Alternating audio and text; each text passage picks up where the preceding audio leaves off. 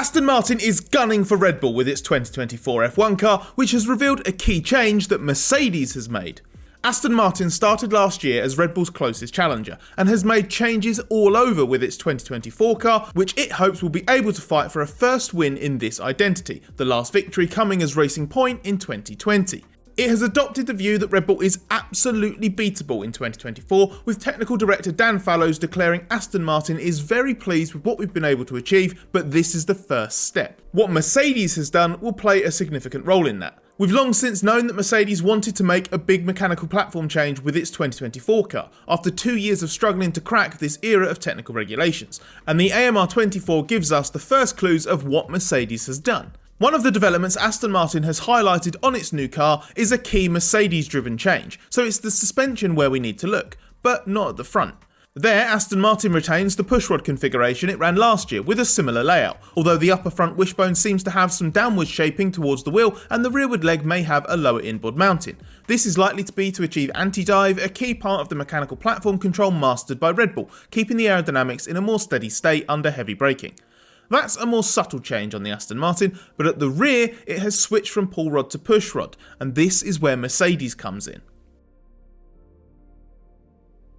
Aston Martin uses the latest specification Mercedes gearbox and rear suspension as part of its supply deal with the team. Therefore, the fact Aston Martin now has a pushrod rear configuration is significant, as it means Mercedes has it too, as Aston technical director Dan Fallows says it has been inherited. Pushrod rear suspension configuration provides improved aerodynamic opportunity. The pull rod and push rod do much the same thing, it's just that one pulls on the rocker to actuate it and the other pushes, but this configuration offers some advantages. As the pushrod is mounted high inboard and low outboard, this allows the gearbox potentially to be a little narrower at the front and can help ensure cleaner airflow at the rear of the car. Aston Martin says the rear suspension design has been optimised to maximise efficiency of airflow around the rear wing. This is all part of a change in suspension that Mercedes has produced to improve the all-important platform control of the car. Last year, Mercedes started the season with a car that was an evolution of its 2022 machine. This was based on the belief that having got on top of the bouncing and porpoising problems that blighted it, the car would fundamentally work. That proved misplaced, and major changes were made in the car concept with a change of development direction that was introduced at Monaco in May. But this was only a partial shift, as Mercedes was limited by the fundamental architecture of its car. As a result, we expected the monocoque design to be modified for 2024, and we now know the rear suspension has been changed to switch to the pushrod configuration. But it's not just about that. There's also an increase in the level of anti-squat on the rear suspension to help control how low the back of the car gets to the ground. This is indicated by the vertical angle between the forward and the rear leg of the upper wishbone, and as the forward leg is now mounted lower inboard than it was last year, the rear leg is now significantly higher than it, creating a larger angle. This is all about improving the platform control and should make it easier to run the car low to the ground to generate prodigious downforce without bottoming out. While some of Aston Martin's own ideas from 2023 have moved on, we can see clear inspiration from last year's Red Bull too. That's not surprising, as Aston Martin was one of the first teams to move in Red Bull's direction in these regulations, and Fallows says some convergence is inevitable when a car is as successful as the RB19 was. Starting at the front, the nose tip has been detached from the main plane. This has been a feature on both Red Bulls in this rule set. As the tip of the nose no longer intersects the main plane, there's a gap created that improves airflow under the nose. The surface of the nose tip is also more rounded, allowing the airflow to come off the upper surface and around the sides with minimal effort. This is the central area that the diffuser mainly draws its airflow from, so anything that can be done at the front of the car will improve the performance further rearwards. The tip change means the main plane and the second plane are now attached by 6 separators, and the real thing looks different to the renders. There are 2 connections either side of the main plane below the tip, then 2 more towards the end of the wing. The second plane and the wing element above it also have several slot gap separators that weren't pictured on the renders, but these look fairly standard, not like the aerodynamically shaped ones Mercedes once trialled. Moving to a favoured area of change across the 2024 cars launched so far, the sidepod inlet, we can see another step towards the Red Bull approach. Aston Martin already adopted the extended lower part last year, but its current interpretation is the closest to the aggressive Red Bull letterbox shape that we first saw on the RB19 in Hungary last year. It results in a very different sidepod inlet profile for the AMR24 and is the best resemblance to Red Bull's duckbill, as our resident ex-technical director Gary Anderson likes to describe it as. Further along the side pod we can see more changes. On the top surface, the Aston Martin gully water slide feature remains, although it looks narrower than before with a slightly wider ridge to the edge of the side pod.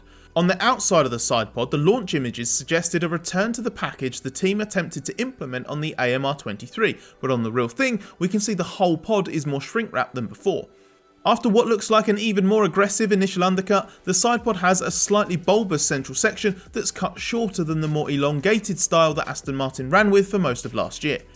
The bigger gap between the pod and the floor now looks to have a smoother surface too. Again, that was a feature of the late 2023 upgrade package, as were the low, small side impact protection system bulge and the turning vanes on the floor edge that crop up again on the 2024 renders, although that SIPS bulge looks bigger on the real car that's run at Silverstone. It's possible that Aston Martin has found a way to address the issues with the upgrade package it trialled late last year and had to abandon elements of. However, we can't rule out elements of this being a dummy before the car runs in testing and the first race.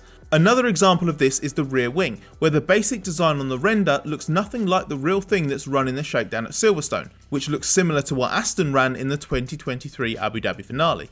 While the shakedown has given us a bit of a steer, we'll be on the lookout for which details are actually the real deal in Bahrain.